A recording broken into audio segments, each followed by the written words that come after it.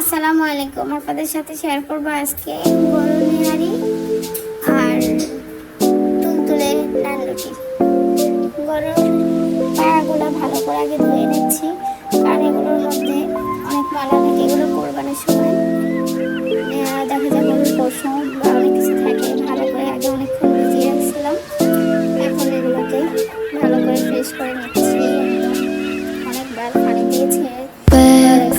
지금 우린 함께 할 수 있을까 Baby 네 눈을 보면 알 수 있을까 너도 내 맘과 같았으면 좋겠어 네 조금 느린 발걸음이 나는 좋았어 Barefoot, barefoot Take off your shoes and step in the bed Barefoot, barefoot 우린 같은 온도에 있어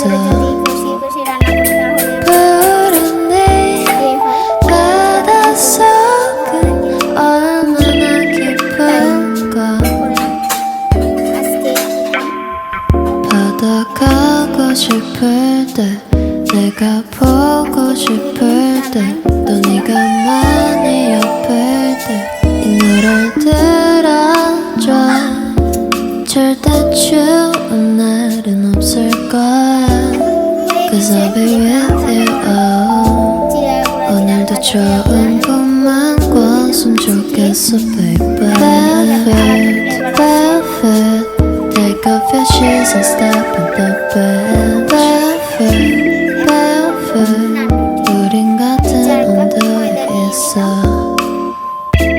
푸른 네 바닷속은 얼마나 깊을까 আপনার আটাটা সুন্দর করে করলেই নান রুটিটা এখন একে একে সব কিছু দিয়ে দিচ্ছি। লবণ, তারপর আপনার চিনি দিয়ে দিলাম 1 চামচ।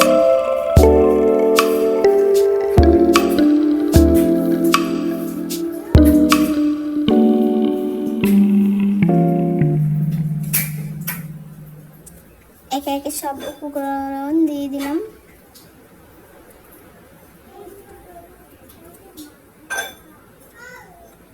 একটু তেল অ্যাড করলাম।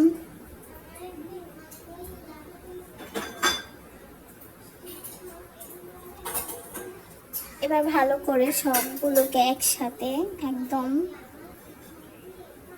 একটার সাথে যেন একটা মিশে যায়, এইভাবে ভালো করে ময়ান করে নেবেন, কারণ এটার উপরেই বেসিস করে আপনার আটাটা কেমন হবে।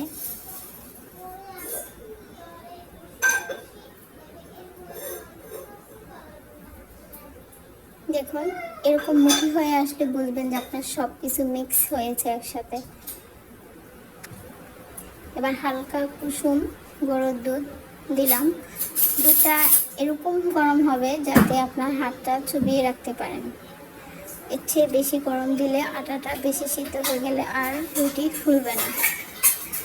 এবার ভালো করে ময়ান করবেন, একদম যত বেশি ময়ান করবেন তত বেশি রুটিগুলো সফট হবে এবং ফুলকো হবে। অনেকক্ষণ দেখে সময় নিয়ে করবেন। আমার অনেকটা শেষ, দেখুন আমি এই যে গোল গোল করে রেখে দিলাম। কিছুক্ষণ রেস্টে রাখবেন, 30-40 মিনিটের মতো ময়ান করার পর রেস্টে রেখে তারপর রুটি করবেন আর কি। দেখুন এগুলো আরও বেশি ফুলে গেছে এখন। এবার আমি তাওয়ায় দিলাম রুটি। দেখুন কি সুন্দর করে ফুলেছে, একদম সফট হয়েছে, মানে কি বলবো দোকান